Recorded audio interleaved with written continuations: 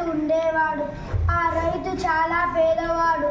రోజు తన పొలానికి వెళ్ళి దున్ని నీళ్లు పోసి అన్నీ చేసేవాడు. అలా ఒకరోజు తన పంటలో విత్తనాలు వేసి నీళ్లు పోసి ఇంటికి వచ్చాడు. మరుసటి రోజు వెళ్ళి చూస్తే అతను వేసిన విత్తనాలు వాడిపోయాయి. అరే, ఇదేంటిదిరా, నేను కొత్తవి తెచ్చి వేశాను కదా, అప్పుడే ఇలా అయిపోయింది ఏంటి అని అతను చాలా బాధపడుతూ ఉన్నాడు. అతను అలా ఏడుస్తూ ఒక చెట్టు కింద వెళ్ళి కూర్చున్నాడు. అక్కడ తనకు ఒక రంధ్రము కనిపించింది.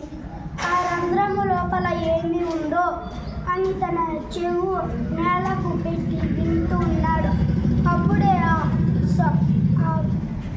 గుంత లోపల నాగుపాము యొక్క బుస వినిపించింది. అయ్యో, నాగదేవత గారు, మీరు ఇక్కడే ఉన్నారా? ఉండండి, నేను మీకు పాలు తెచ్చి పెడతాను అని చెప్పి పాలు తెచ్చి పెట్టాడు. అలా అతను పాలు వేసి ఇంటికి వెళ్ళాడు.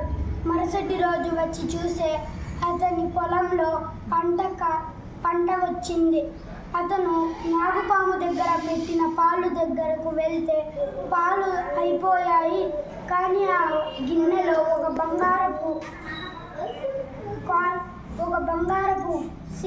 ఒక కాయిన్ ఉనింది. అది చూసి రైతు చాలా సంతోషపడాడు. ఆ బంగారపు కాయిన్ ఎత్తుకొని బంగారము తీసుకొని డబ్బులు ఇస్తారే అతని దగ్గరకు వెళ్ళి ఆ బంగారపు కాయిన్ ఇచ్చాడు. దాంతో ఆ వ్యాపారి దాన్ని చూసి అతనుకు 2000 రూపాయలు ఇచ్చాడు. దాంతో ఆ రైతు చాలా సంతోషపడి ఆ నాగుపాముకు ప్రతిరోజు పాలు పెడుతున్నాడు.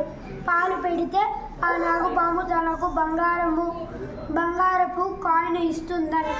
అలా కొన్ని రోజుల తరువాత రైతుకు ఒక కొడుకు పుట్టాడు. కొడుకు పెద్దయ్యాడు. అలా ఒకరోజు ఆ రైతు వాళ్ళ నాన్నకు ఒంట్లో బాగలేదని చెప్పి కొడుకుని పొలం దగ్గర పెట్టి ఆ రైతు వాళ్ళ నాన్నను తీసుకొని ఆసుపత్రికి వెళ్ళాడు. అప్పుడే రైతు వాళ్ళ కొడుకు పొలం అంతా చూసి అదే చెట్టు నీడన కూర్చున్నాడు. అప్పుడే అతనుకు ఆ కొట్రాలో ఒక బంగారపు కాయిన్ కనిపించింది. ఓహో, ఇక్కడ నాగుపాము ఉంది అన్నమాట. మనము దానికి పాలు పోస్తే అది మనకు బంగారపు కాయిన్ని ఇస్తుంది అనుకొని అతను ఆ పామును బయటికి తీసి తన కడుపులో ఉన్న బంగారపు కాయిన్లన్నిటినీ ఒకేసారి తీసుకుందాం అనుకున్నాడు. అలా అతను బౌల్లో పాలు పెట్టి చెట్టు ఎక్కి కూర్చున్నాడు. అప్పుడే ఆ పాము బయటికి రాగానే ఆ రైతు కొడుకు ఆ పాము మీదకు వెళ్ళి ఆ పాము మీద పడిపోయాడు. దాంతో ఆ పాము చనిపోయింది. అతను కోసి చూసి తన కడుపులో ఒకే ఒక బంగారపు కాయిన్ ఉండింది. అరే, ఈ పాము రోజుకు ఒకటే పెడుతుందా అని అతను బాధతో వెళ్ళిపోయాడు. తన నాన్న వచ్చాక ఆ పాముకు పాలు పెడితే ఆ పాము తాకకుండా ఉండడం చూసి అతను చాలా బాధపడ్డాడు. తన పంట కూడా రాకుండా అలానే ఉన్నింది. అతను చాలా బాధపడ్డాడు. అతని కొడుకును వెళ్ళి అడిగితే అతను చెప్పాడు, ఆ పామును నేను చంపేశాను అని చెప్పగా రైతు చాలా బాధపడ్డాడు. ఆ పామును నువ్వు చంపకపోయింటే ఈ పాటికి మనం ధనవంతులము అయిపోయే వాళ్ళు అన్నాడు. ఆ రైతు వాళ్ళ కొడుకు చాలా బాధపడ్డాడు.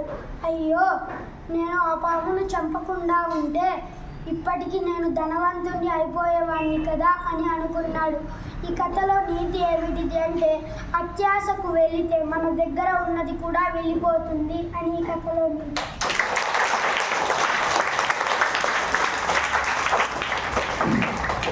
శభాష్.